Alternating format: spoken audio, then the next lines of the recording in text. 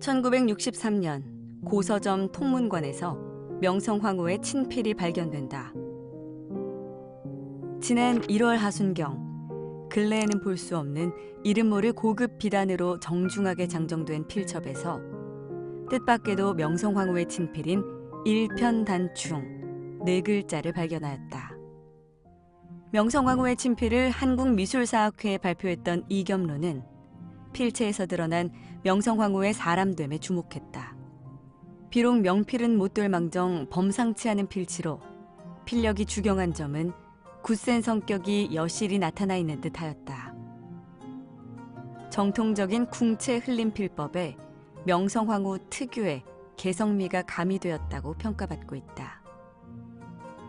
어필은 임금, 왕비, 왕세자, 왕자와 공주 등이 쓴 글씨이기 때문에 그 글을 쓴 사람 자체를 의미하며 그 속에는 글쓴이의 생각, 사상, 정치, 문화 등의 요소가 담겨 있어서 지엄과 권위를 상징한다.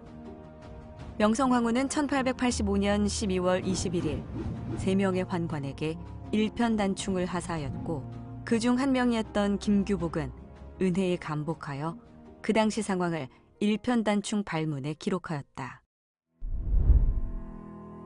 을유년 12월 21일에 신김규복이 김규석과 함께 중궁전을 모시고 있었는데 명성황후 전하께서 친필로 일편단충 4글자 3번을 써서 하사하시면서 말씀하셨다.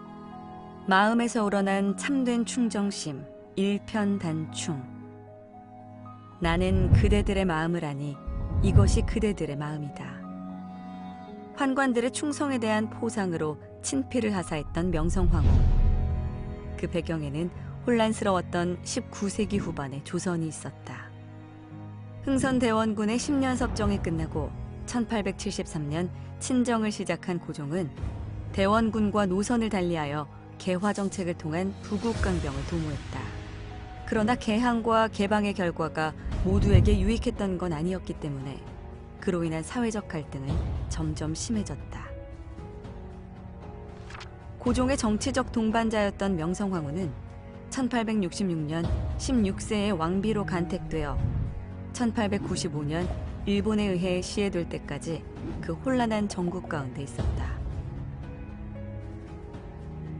1882년 6월 8일 신식군대인 별기군과의 차별 대우에 불만을 품고 있던 구식군인들은 체불된 임금을 불량미로 지급받자 더 이상 참지 못하고 이모군란을 일으켰다.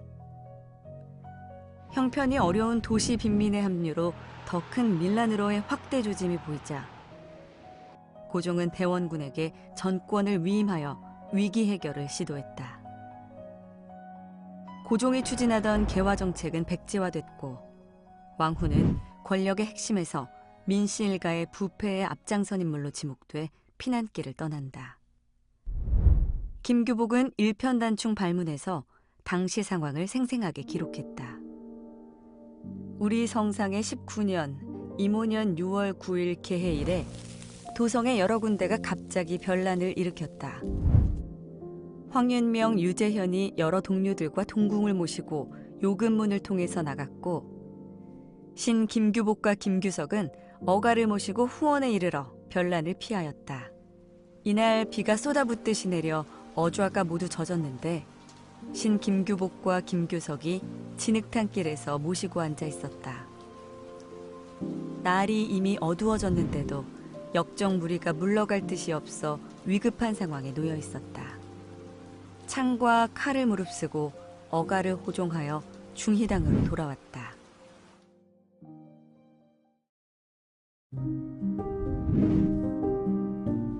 두 번째 피난 여정은 갑신정변 때 일어난다.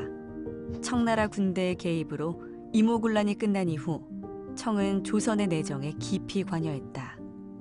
개화정책 추진 재개와 자주성 회복을 위한 반청 외교 전개 과정에서 성장한 급진 개화파는 청과 결탁하여 정부를 장악한 민씨 일가와 대립할 수밖에 없었다.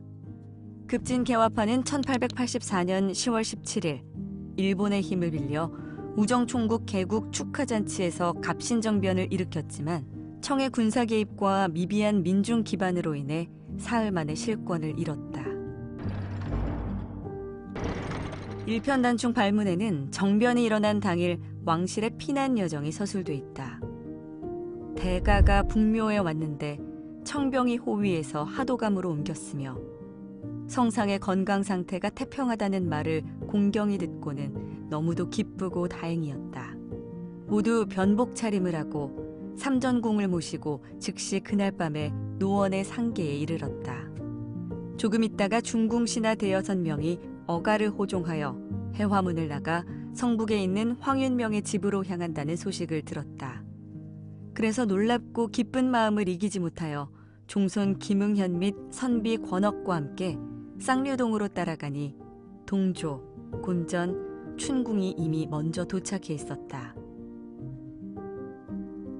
일편단충 발문은 이모군란과 갑신정변 당시 왕실이 받은 위협과 피난 상황을 생생하게 기록하며 조선왕조실록과 승정원 일기 등의 역사 기록을 보완하는 자료로 여겨진다.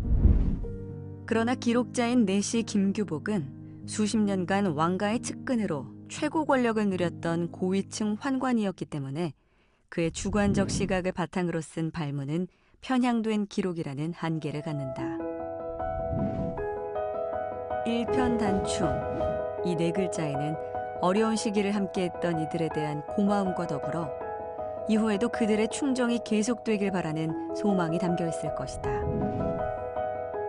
그리고 그 판단은 오늘 명성황후의 친필 일편단충과 김규복의 발문 앞에선 우리의 몫이라 할 수 있다.